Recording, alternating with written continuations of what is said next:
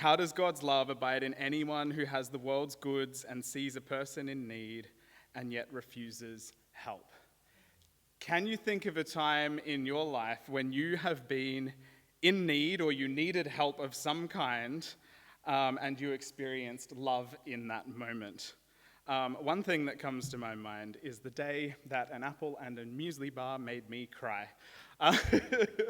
For those that know me well, you'll know that I love to hike, and I took myself off to Spain one year to hike the Camino. I tend to also be a little bit spontaneous when I do things, and so I hadn't thought through simple things like breaking in a pair of hiking shoes before starting a very long multi-day hike. So day one went without a hitch, amazing experience. I reached about lunchtime of day two. I thought my feet are pretty sore. And so I stopped at a little stream and took my shoes off, and sure enough, my feet were covered in blisters. And I sat there for a good hour trying to decide whether to stop and find accommodation or continue on for the afternoon. Ultimately, I went, no, I'm okay, like it's only day two, I have to keep pushing. It was not a great decision, but that was the decision that I made in that moment.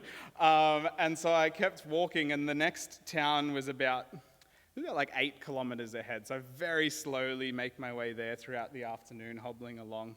And I reached this little town to discover that there is not a single place open for accommodation in the entire place. So I now have the decision of going 8 kilometers back or 8 kilometers forward, and that was my two options. And I thought, well, I've got to keep walking. And I got to the edge of this little town, and I was just in agony, wondering what the heck I'm doing on the other side of the world, walking with a big bag on my back. I had gone with an intention to try and sort through some life stuff, and let's just say at this point the hike was not helping. Felt a little bit like I was making everything worse, and so I just sat on the edge of the road, feeling pretty destitute and a bit hungry and pretty upset with myself and wondering whether to just book a ticket home, when a car came driving past. They went about another 100 meters up, turned around, came back, and were like, hey, how are you? I was like, I'm okay. And they were asking questions because they had seen there's a little shell you get when you hike the Camino, and they'd seen that shell on my pack and figured that I was one of the people that was hiking it, and they had a whole bunch of questions about this Catholic pilgrimage in Spain that I was doing. And then they offered me an apple and a muesli bar. They said, would this be something that you need? I was like, yes, please. And then they drove on their way, and I sat there and just burst into tears while like chewing on my little apple. And then I got to the next town, and all was fine. I found somewhere to stay, and the rest of the walk was fantastic. But it was this tiny little simple moment in my life where I experienced an act of love from a total stranger that somehow made everything okay. Had nothing to do with my blisters, but it just made everything okay in that moment. So I read this passage, and it's such a poignant passage of scripture. You don't even have to get past the first few words to be slammed with a love so much bigger than most of us could ever imagine. We know love because Christ laid down his life, literally died, and here I am talking about apples. The readers of John were not unfamiliar with the concept of death for being followers of Jesus. Those who refused to worship the Roman emperor were routinely captured, tortured for information, and subsequently killed for their faith or killed for not giving up others in their community. It was not uncommon for someone to face the terrifying reality of having to betray their friends and family members or face a horrific death sentence. In that context, these are big words. We know love because Christ laid down his life for us, so we ought to lay down our lives for one another.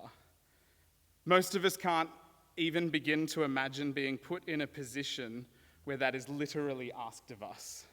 And yet this is what the author is quite literally saying to the readers of 1 John. But the author doesn't stop there. Starts with this really big love and then immediately takes it really granular. For how can God's love abide in someone who has means and sees a person in need, yet refuses to help? Let us love not in word or speech, but in truth and action. I can't help but feel that there's something sort of at play here, almost a way of being that the author is trying to point us to. I notice that the author doesn't say, you know God's love abides with you because you laid down your life in a huge gesture of defiant love. Although there's an implication that that big kind of love is still a part of the picture. The author says, you know God's love abides in you because of how you pause to be with and help those in need. Indeed, this passage casts my mind back to the first book in the Bible with the title John chapter 15. In John chapter 15, Jesus and the disciples and some of the other followers are gathered for a meal. And it's not just any meal, it's the meal, the one we refer to as the Last Supper. This meal takes place after 3 years of Jesus' closest friends and followers being with him, and moments before his death on the cross, a death that Jesus has hinted towards multiple times, but the people in the room either don't understand or don't want to believe is coming. As a part of this night, Jesus provides some final teachings for his followers. And at one point in the conversation, I can imagine a pause. Jesus turns to the room and, anticipating something important, the conversation dwindles and the clattering of cutlery slows. And Jesus utters the words, "A new command I give you," says Jesus in John chapter 15, verse 12, if you want to look it up later. "A new command I give you, love one another as I have loved you. Greater love has no one than this, to lay one's life down for one's friends." Tonight's passage, we know love by this, that Christ laid down his life for us, and we ought to lay down our lives for one another. I can't help but think that the author is drawing a parallel back to this night in the minds of those who are reading and hearing this passage. There is one quite crucial and vital difference in context, however. Here in 1 John, we receive this after the cross of Christ. And so in some ways, everything gets filtered through that one big act of love that took place when Jesus died on the cross. However, when Jesus' followers heard this at the Last Supper, the cross was still in front of them. They were yet to understand or see the weightiness of those words played out to their full extent. So their point of reference perhaps could have been much less on the laying down of one's life and much more on the words, "As I have loved you." As I have loved you, says Jesus, prior to dying on the cross, to a room that likely included the 12 disciples, most of whom came from the very bottom of society, tax agents and fishermen. A room that likely included some female followers who, according to the society of the day, really had no business being there in the first place, some of whom had been accused of the kind of sin society would stone you for. A room full of people who Jesus had shown kindness, grace, mercy, and love in the little and in the big moments of their life. And this love was experienced and seen day in and day out, week after week, month after month as they followed Jesus. They experienced this constant and abiding love, despite and in face of all of the shame and brokenness and various backgrounds that they brought with them as they followed Jesus. And then, the very next day, Jesus dies. And all of a sudden, those words which meant so much in the first place take on even more depth and more significance in the face of one who would lay down his life for his friends. Decades later, in 1 John, as it's being written, the church is still enthralled and captivated by this love. Indeed, 2,000 years later, the church is still enthralled and captivated by this love. As I have loved you, so you ought to love one another. And yes, of course, that is in reference to the horrible death on a cross. But it is also in reference to the lifetime of habits of loving in the everyday that create in us over years of practice the potential for the kind of love that might inspire us to be prepared to lay down our lives. And when Jesus says those words, he's looking around at a room that is full of personal relationships. Sometimes the temptation, I think, when we think about being loving as Christians is to limit it to the very good love of the big gestures, acts, statements, and stands that we make. The almost cross-like love, if you will, the public-facing love. But sometimes that love, as it was for Jesus, is an over-there kind of love. Nobody was on the cross with Jesus. It's the act that most inspires the faith community of Christians.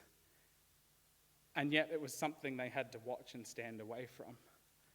And when we look at being inspired and trying to learn and understand what it means to live a love that could lead to that, we're forced to look at what happens prior to the cross. And as we look prior to the cross, we see Jesus in one-on-one interaction after interaction after interaction, calling people from where they are into a place of love and acceptance and nurture and being held, and then calling them to do the same for others in their lives around them. The author of 1 John does well, I believe, to capture both loves here.